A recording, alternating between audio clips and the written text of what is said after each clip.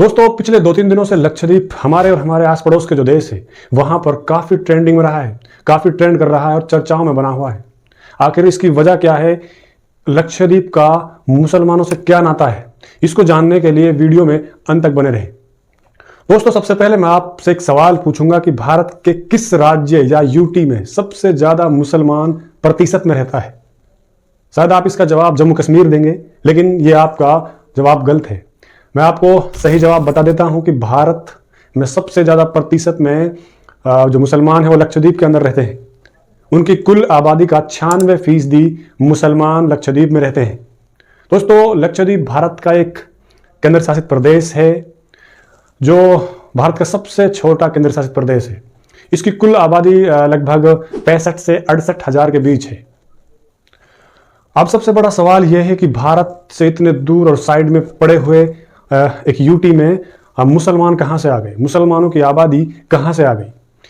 एक जानकारी के मुताबिक लक्षद्वीप में 5वीं सदी तक बौद्ध धर्म आ चुका था, यानी वहां 5वीं सदी तक बौद्ध धर्म था। लेकिन वहीं अगर हम लक्षद्वीप में रहने वाले मुसलमानों से पूछें कि आपका आगाज या इस्लाम का आगाज लक्षद्वीप में कब और कब से माना जाता है, तो उनके मुताबिक लक्षद्वीप में एक बुजुर्ग थे, शेख उबैदुल्ला नाम के। उनके साथ ही इस्लाम का आगाज हुआ था। वो कहते हैं कि जब सऊदी अरब में इस्लाम की शुरुआत हुई थी, तो उसके लगभग 30 साल बाद ही लक्षद्वीप में भी इस्लाम की शुरुआत हो चुकी थी। वहाँ से एक मशहूर बुजुर्ग थे जिसका नाम था शेख उबैदुल्ला। वो अरब से लक्षद्वीप आए थे। उनके साथ ही इस्लाम का आगाज लक्षद्वीप में हो चुका था। दोस्तों, जो ये शेख उबैदुल्ला नाम के बुजुर्ग हैं, इनकी एक कब्र मुबारक भी लक्षद्वीप के अंदर मौजूद है। दोस्तों, अगर हम 15वीं सदी की बात करते हैं, 15वीं सदी के आखिर में जब वास्को डी गामा भारत आए थे, तो बड़ी तेजी से लोग भारत की ओर, यानी बाकी जो पुर्तगाली थे वो भारत की ओर बड़ी तेजी से आए थे, जिनके बाद उन्होंने गोवा समेत इस पूरे इलाके पर कब्जा कर लिया था, जिसमें लक्षद्वीप के कुछ द्वीप आ गए थे। वहां आकर उन्होंने अपनी कॉलोनियां बनाई और अपने चर्च और अपने किले बनाए थे। लेकिन लक्षद्वीप में मुसलमानों की आबादी होने की वजह से मुसलमानों ने उनका काफ़ी विरोध किया, जिसके बाद उन्हें वहाँ से जल्द छोड़कर भागना पड़ा था, यानी उन्होंने जल्द ही लक्षद्वीप को छोड़ दिया था। अब दोस्तों, देखना है कि लक्षद्वीप चर्चाओं में क्यों है। सबसे पहले तो आप देखिए कि लक्षद्वीप एक काफ़ी सुंदर जगह है। अगर हम मिलिट्री पर्पज की वजह से देखें तो वो एक बेहतरीन जगह है। वहीं अगर हम इसे व्यापार के दृष्टि से देखते हैं तो ये वहाँ भी एक फिट बैठती है, उसके लिए भी एक बेहतरीन जगह कह सकते हैं आप इसे। वही है कि फिलहाल ये चर्चाओं में क्यों है। दरअसल भारत के प्रधानमंत्री ने पिछले 1-2 दिन में इसका दौरा किया था। तो वहाँ जब जाकर प्रधानमंत्री ने वहाँ फोटोज़ वीडियोज़ बनाई और उनको सोशल मीडिया पे शेयर किया, पोस्ट किया, तो उन्होंने वहाँ पर लोगों से आह्वान किया था कि जो लोग घूमने के शौकीन हैं वो मालदीव ना जाकर लक्षद्वीप घूमने आए।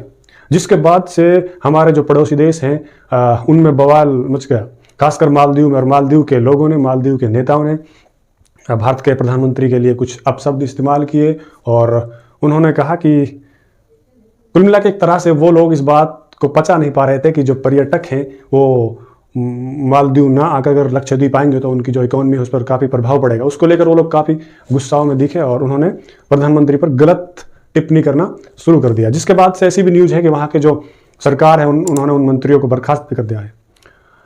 प्रधानमंत्री के इस ट्वीट और इस पोस्ट के जरिए भारत के कई सारे सेलिब्रिटीज़ ने उनका साथ दिया और उन्होंने भी आह्वान किया कि ये भारत में ये जो जगह है इसमें लोग ज़्यादा से ज़्यादा घूमने जाएं।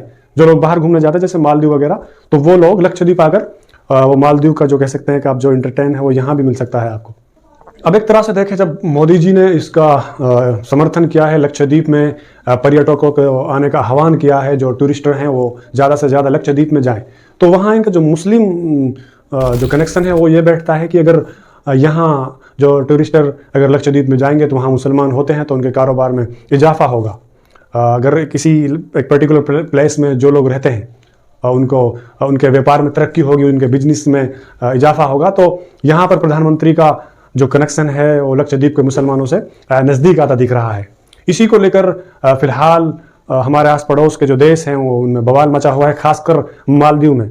दरअसल मालदीव में बहुत सारे लोग घूमने जाते हैं, जो बड़े बड़े सेलिब्रिटीज़ होते हैं वो खासकर मालदीव में बहुत ज़्यादा घूमने जाते हैं। अब उन सेलिब्रिटीज ने भी मालदीव का बायकॉट करते हुए लक्षद्वीप आने को लोगों से आह्वान किया और खुद भी वहां जाने के लिए लोगों से कहा है। कई सारी एप्लीकेशंस ने उन लोगों के दौरे रद्द कर दिए जो मालदीव जाने वाले थे। भारत की कई सारी ऐसी एप्लीकेशंस हैं जिन्होंने उनके जो टिकट वगैरह था उनको कैंसिल कर दिया। यानी जो मालदीव जाने वाले लोग थे उनके काफी सारे लोगों के टिकट कैंसिल कर दिए। तो यह इस हिसाब से अंदाजा लगाया जा सकता है कि मालदीव के अंदर फिलहाल खलबली मची हुई है लक्षद्वीप को लेकर। प्रधानमंत्री का ऐसे में बयान आना मालदीव के लोगों के लिए काफी नुकसानदायक रहा है। दोस्तों, इसके बारे में आप क्या सोचते हैं? अपनी राय जरूर दें।